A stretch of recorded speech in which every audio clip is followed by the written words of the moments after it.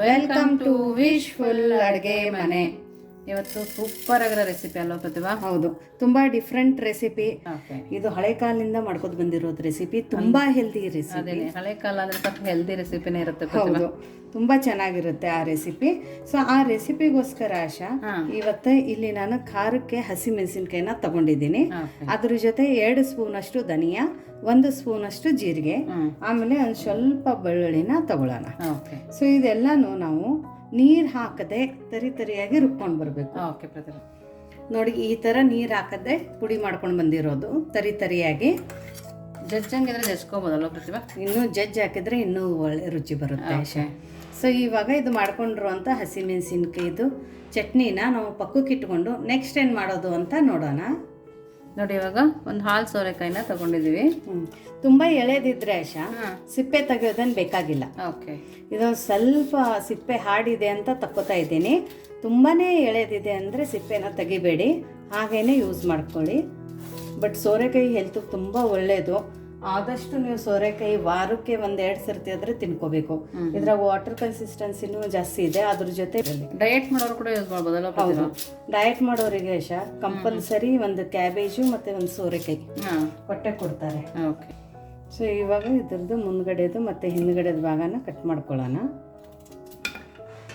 ನೋಡಿ, ನಾವೀಗ ಕೊಬ್ಬರಿ ಎಲ್ಲ ತುರ್ಕೊಳ್ತೀವಲ್ಲ, ಅದನ್ನ ತಗೊಂಡು ದಪ್ಪ ಇರೋದ್ರಲ್ಲಿ ನಾವು ತುರ್ಕೊಬೇಕು ಸೋರೆಕಾಯಿನ. ಹೌದು, ಕಟ್ ಮಾಡಿ ಹಾಕಿದ್ರೆ ಆಶಾ ಬಾಯಿಯಲ್ಲಿ ಸಿಗುತ್ತೆ, ಅಷ್ಟು ಕರೆಕ್ಟಾಗಿ ಬರಲ್ಲ.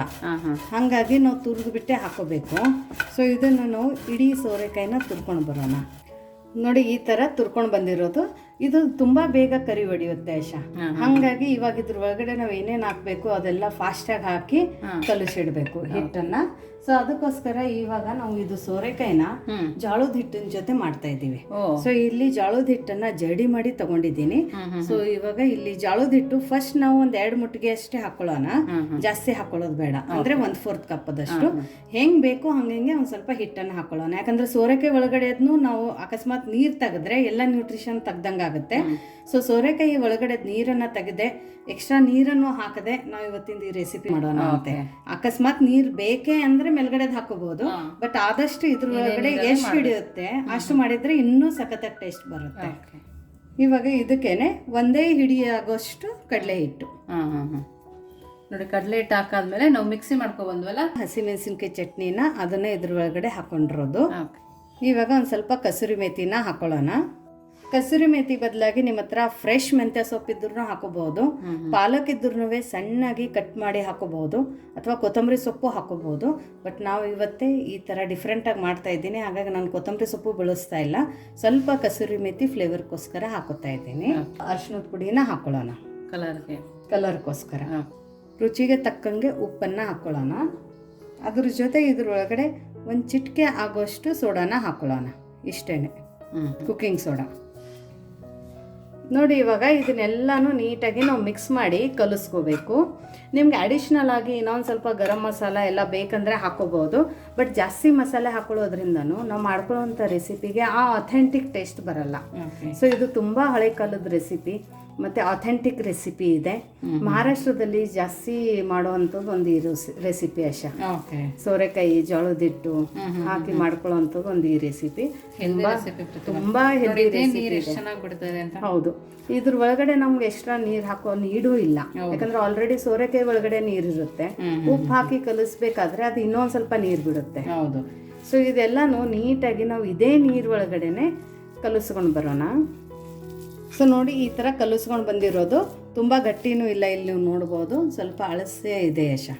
ಸೊ ಇದು ಕರೆಕ್ಟಾಗಿ ಕನ್ಸಿಸ್ಟೆನ್ಸಿ ಇದೆ. ನೀರು ಹಾಕಿಲ್ಲ, ನೀರೇನು ಹಾಕಿಲ್ಲ. ಸೊ ನೀರಿಲ್ಲದೆ ಮಾಡ್ಕೊಳ್ಳೋವಂಥದ್ದು ಈ ಒಂದು ರೆಸಿಪಿ. ಹೌದು. ಸೊ ನೋಡಿ ಇವಾಗ ಇದನ್ನೆಲ್ಲ ಆಯ್ತಲ್ಲ ಯಶ, ಒಂದು ಸ್ವಲ್ಪ ಕೈಗೆ ಎಣ್ಣೆನ ಹಚ್ಕೋಬೇಕು.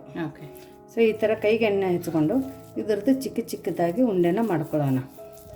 ಈ ಥರ ಸಿಲಿಂಡ್ರಿಕಲ್ ಶೇಪಲ್ಲಿ ನೋಡಿ ಈ ಥರ.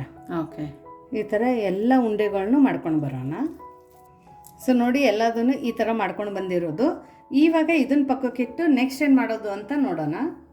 ನೋಡಿ ಇಲ್ಲೊಂದು ಬಾಣಲಿ ತೊಗೊಂಡಿರೋದು. ಕೆಳಗಡೆ ಒಂದು ಬಾಣಲಿ ಇಟ್ಕೊಂಡು ಮೇಲ್ಗಡೆ ಒಂದು ಜಡಿನ ಇಟ್ಕೊಳ್ಳೋಣ. ಜಡಿ ಇಲ್ಲ ಅಂದ್ರೂ ಇಡ್ಲಿ ಪಾತ್ರೆಯಲ್ಲಿ ಕೂಡ ಮಾಡ್ಕೋಬಹುದು. ಇವಾಗ ಇದಕ್ಕೆ ಒಂದು 2 ಗ್ಲಾಸ್ ಆಗೋಷ್ಟು ನೀರನ್ನು ಹಾಕೊಳ್ಳೋಣ. ನಾವು ಹೆಂಗೆ ಇಡ್ಲಿಗೆಲ್ಲ ಹಾಕೋತೀವಲ್ಲ ಅದೇ ಥರ ಸೇಮು ಹಾಕೊಂಡ್ಬಿಟ್ಟು ಇದ್ರ ಮೇಲ್ಗಡೆ ಒಂದು ಸ್ವಲ್ಪ ಎಣ್ಣೆ ಡ್ರಾಪ್ಸನ್ನು ಹಾಕ್ಕೊಳ್ಳೋಣ. 1/4 ಸ್ಪೂನಷ್ಟು ಎಣ್ಣೆ. ಇದನ್ನು ನೀಟಾಗಿ ಒರೆಸ್ಕೋಬೇಕು, ಯಾಕಂದರೆ ಅಂಟಬಾರ್ದಲ್ಲ ಕೆಳಗಡೆ. ಸೊ ಇವಾಗ ಗ್ಯಾಸನ್ನು ಆನ್ ಮಾಡಿ ಹೈ ಫ್ಲೇಮಲ್ಲಿ ಇದಕ್ಕೊಂದು ನೀರು ಬಿಸಿ ಆಗೋಷ್ಟು ನಾವು ಕಾಯಿಸ್ಕೊಂಡು ಬರಬೇಕು. ಇದನ್ನ ಮೇಲ್ಗಡೆ ಒಂದು ಲಿಡ್ಡನ್ನು ಹಾಕಿ ಮುಚ್ಚಿಟ್ರೆ ಬೇಗ ನೀರು ಹೆಸರು ಬರುತ್ತೆ.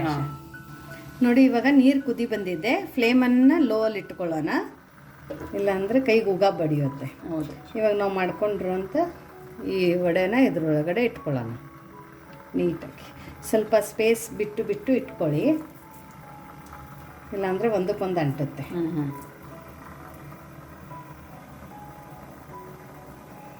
ಸೊ ನೀರಿಲ್ಲದೆ ಮಾಡ್ಕೊಂಡಿರೋಂಥದ್ದು ಇದೊಂದು ರೆಸಿಪಿ, ತುಂಬ ಹೆಲ್ದಿ ರೆಸಿಪಿ. ಹೌದು. ಸೊ ಇವಾಗ ಲಿಡ್ಡನ್ನು ಮುಚ್ಚಿಬಿಟ್ಟು ಮೀಡಿಯಮ್ ಫ್ಲೇಮಲ್ಲಿ ಒಂದು 10 ನಿಮಿಷ ಇದನ್ನು ಸ್ಟೀಮ್ ಮಾಡ್ಕೊಳ್ಳೋಣ. ಓಕೆ. ನೋಡಿ 10 ನಿಮಿಷ ಆಗಿದೆ. ಇವಾಗ ಫ್ಲೇಮನ್ನು ಆಫ್ ಮಾಡ್ಕೊಳ್ಳೋಣ. ನೋಡಿ ಎಷ್ಟು ಚೆನ್ನಾಗಿ ಸ್ಟೀಮ್ ಆಗಿದೆ, ಸೂಪರಾಗಿ ಬಂದಿರುತ್ತೆ. ಇದನ್ನು ಒಂದು ಸರ್ತಿ ನೀವು ಒಂದು ಚಾಕುವಿಂದ ಅಥವಾ ಒಂದು ಟೂತ್ಪಿಕ್ಕಿಂದ ಚುಚ್ಚಿಬಿಟ್ಟು ನೋಡಿದರೆ ಇಲ್ಲಿ ಗೊತ್ತಾಗುತ್ತೆ. ನೋಡಿ ಸ್ವಲ್ಪ ಅಂಟ್ತಾ ಇಲ್ಲ. ಹೌದು, ಅಷ್ಟು ಚೆನ್ನಾಗಿ ಸ್ಟೀಮ್ ಆಗಿದೆ. ಸ್ವಲ್ಪ ಅಂಟ್ಕೊಂಡು ಬರ್ತಾ ಇಲ್ಲ ಅಂದರೆ ಇದು ಕರೆಕ್ಟಾಗಿ ಕುದ್ದಿದೆ ಅಂತ.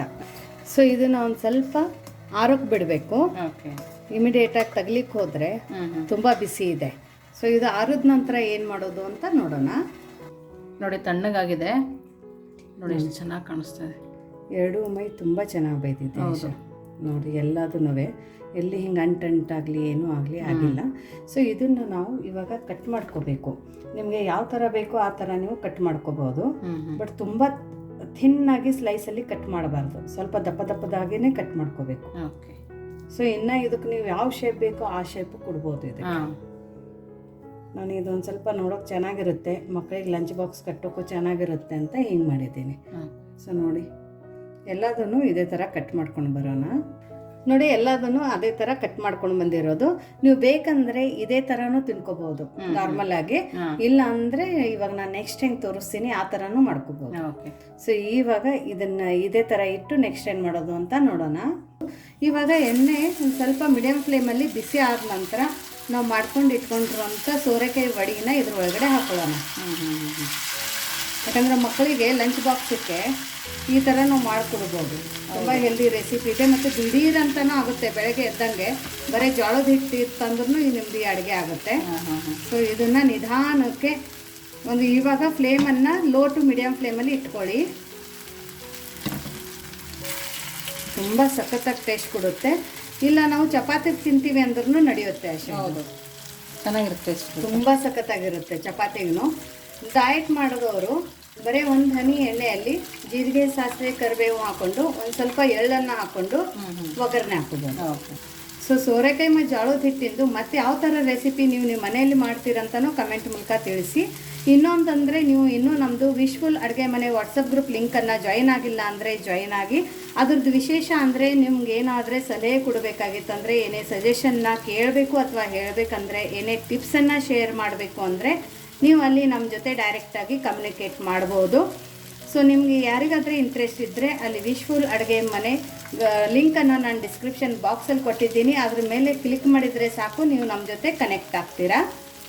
ಸೊ ನೋಡಿ ಎಣ್ಣೆ ಇವಾಗ ಚೆನ್ನಾಗಿ ಬಿಸಿಯಾಗಿತ್ತು.